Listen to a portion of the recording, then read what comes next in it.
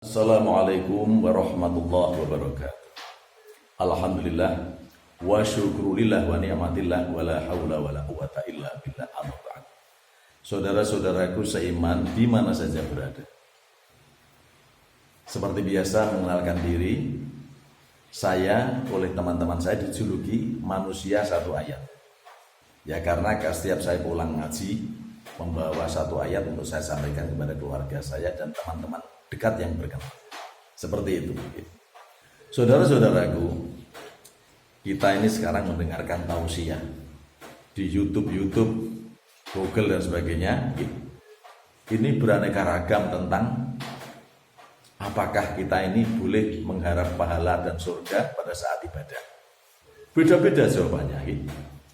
Saya rinci, saya amati, itu ada 4 kurang lebih yang menjelaskan beda pendapat, tapi semuanya baik. 4 kelompok ulama yang berpendapat apakah beribadah itu perlu mengharap pahala dan surga. Yang pertama, pendapat yang pertama, jangan lakukan. Maksudnya gak usah harap-harap pahala dan surga, karena itu menyerupai orang yang jual beli katanya. Mengharapkan imbalan atau keuntungan. Itu yang pertama. Yang kedua, ibadah seperti itu yang mengharap pahala dan surga menunjukkan rendahnya kualitas amal seseorang. Ini masalah kualitas ini. Yang ketiga, pendapat yang ketiga, boleh ibadah itu mengharapkan pahala dan surga karena apa? Berharapnya kan hanya kepada Allah. Dan berharap kepada Allah itu termasuk ikhlas. Ini pendapat yang ketiga. Kemudian pendapat yang keempat, yang baik lakukan saja sesuai perintah Allah tanpa mengharap pahala dan surga, tapi semata-mata mengharap ridho. Seperti itu yang keempat. Saudara-saudaraku, mendengar 4 pernyataan dari 4 kelompok ulama itu, orang awam sempat bingung, termasuk saya. Mana ini yang benar dari 4 pendapat itu? Kemudian kelompok ulama yang paling bijak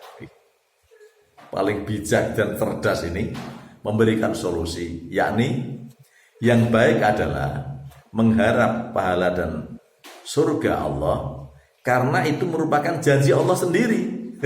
Begitu, janji Allah sendiri. Coba perhatikan dawuh Gusti Allah sebagai berikut. Yang pertama di surah Al-Maidah ayat 9. A'udzubillahi minasyaitonirrajim. Wa'adallahu alladzina amanu wa 'amilus sholihati lahum maghfiratun wa ajrun 'azim. Itu Al-Maidah ayat 9. Allah telah menjanjikan kepada orang-orang yang beriman dan beramal soleh bahwa mereka akan mendapat ampunan dan pahala yang besar. Jadi ini janji Allah, janji pahala dan janji ampunan. Kemudian di surah yang menjanjikan surga, artinya bukan malah menjanjikan, memerintah ini. Kalimatnya kalimat perintah. Coba ini ada di Ali Imran ayat 133. A'udzubillahi minasyaitonirrajim. Wasari'u ila maghfiratim mir rabbikum wa jannatin 'arduhas samawati wal ardu u'iddat lil muttaqin. Dan bersegeralah, ini adalah ini kan kalian perintahin. Dan bersegeralah kamu mencari ampunan dari Tuhanmu dan mendapatkan surga yang luasnya seluas langit dan bumi yang disediakan bagi orang-orang yang bertakwa. Ini tidak cuma janji tapi bentuknya perintah ini. Bentuknya perintah. Itu janji bahkan perintah Allah yang tentu harus kita yakini, kita percaya, kita imani. Gusti Allah yang janji. Apakah kita tidak percaya dan tidak iman terhadap janji Allah? Begitu pertanyaannya.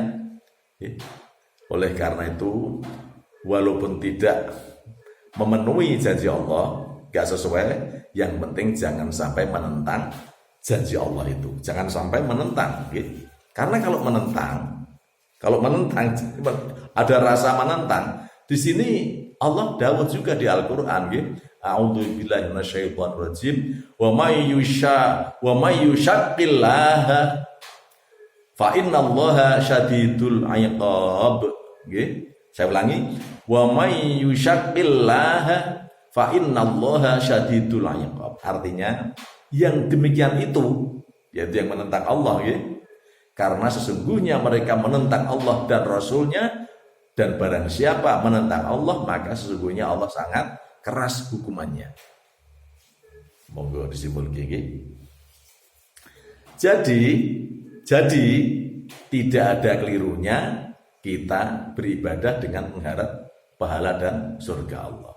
Sebab Allah sendiri yang ngiming-ngimingi pahala dan surga itu di Al-Qur'an. Tapi seandainya kita bisa beribadah hanya mengharap ridho Allah saja tanpa mengharap apa-apa, tentu itu lebih baik, sebab itu setingkat wali. Setingkat wali itu kalau sudah seperti itu gitu, bagus. Mencari ridho Allah saja. Dan ridho Allah itu ujungnya apa? Endingnya apa? Allah ridho itu apa kata bagus? Ridho itu ya lilo, seneng. Gitu. Jadi Allah itu suka, seneng, ridho ya. Endingnya apa? Endingnya ya rahmat.